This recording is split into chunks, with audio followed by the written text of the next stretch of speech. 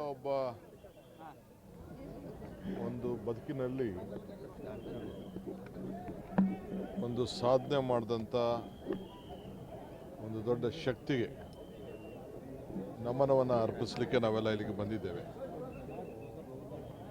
ನನಗೆ ಭೀಮಣ್ಣ ಖಂಡ್ರೆ ಅವರ ಜೊತೆಯಲ್ಲಿ ವಿಧಾನಸಭೆಯಲ್ಲಿ ಕೆಲಸ ಮಾಡುವಂಥ ಭಾಗ್ಯ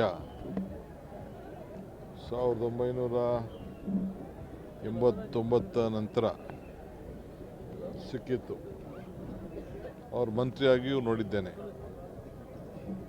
ಅವರ ಮಗ ವಿಜಯ್ ಕುಮಾರ್ ಖಂಡ್ರೆ ಅವ್ರ ಜೊತೆ ಕೂಡ ಶಾಸಕರಾಗಿದ್ದೇನೆ.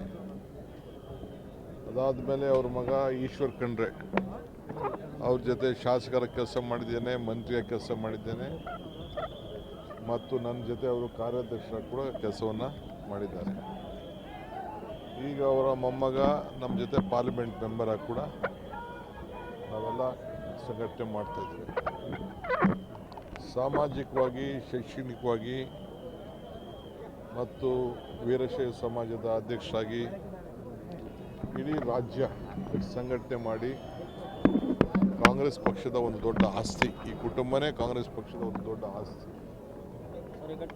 ಸೊ ನಾನು ಇನ್ನೊಬ್ಬ ಅವ್ರ ಕುಟುಂಬಕ್ಕೆ MLC ಕೊಡಬೇಕು ಅಂತೇಳಿ ಆಸೆ ಪಟ್ಟೆ. ನಾನು ಅಧ್ಯಕ್ಷ ಆದ ತಕ್ಷಣ ಅವ್ರು ಹೇಳಿದ್ರು ನಮ್ಮ ಪಕ್ಷ ಗೆಲ್ಲಬೇಕು, ನಮ್ಮ ಈಶ್ವರ್ ಖಂಡ್ರೆ ಅವರು, ಇನ್ನೊಬ್ಬ ನಮ್ಮ ಬಸವರಾಜ್ ಪಾಟೀಲ್ ಅವರ ಮಗನಿಗೆ 3ನೇ ಮಗನಿಗೆ ಕೊಡೋಣ ಸೀಟು ಅಂತೇಳಿ ಅವ್ರು ಕೊಟ್ಟು B.Pharmನ ಅವ್ರಿಗೆ ಕೊಟ್ಟು, ಅಂದರೆ ಆ ರೀತಿ ಪಕ್ಷಕ್ಕೆ ಭಾಳ ನಿಷ್ಠೆಯಾಗಿ ಕೆಲಸ ಮಾಡಿದಂಥ ಒಂದು ದೊಡ್ಡ ಕುಟುಂಬ ಇವತ್ತು ವಿದ್ಯಾಕ್ಷೇತ್ರದಲ್ಲಿ ಈ ಭಾಗದ ಬೀದರ್ ಅಭಿವೃದ್ಧಿಗೆ ಭಾಳ ಚೆನ್ನಾಗಿ ಕೆಲಸ ಮಾಡಿ ಸಾಕ್ಷಿ ಗುಡ್ಡೆಗಳನ್ನ ಬಿಟ್ಟು ಹೋಗಿದ್ದಾರೆ.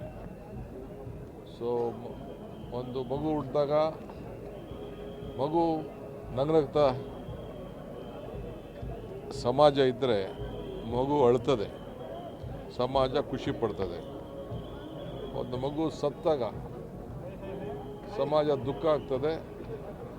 ಏನು ಪರಮಾತ್ಮ ಕರ್ಕೊಂಡಾಗ ಲಿಂಗೈಕ್ಯ ಆದಾಗ ಅವರ ಸಾಧನೆ ಬಗ್ಗೆ ನಾವೆಲ್ಲ ಸ್ಮರಿಸ್ಕೊಳ್ತೀವಿ.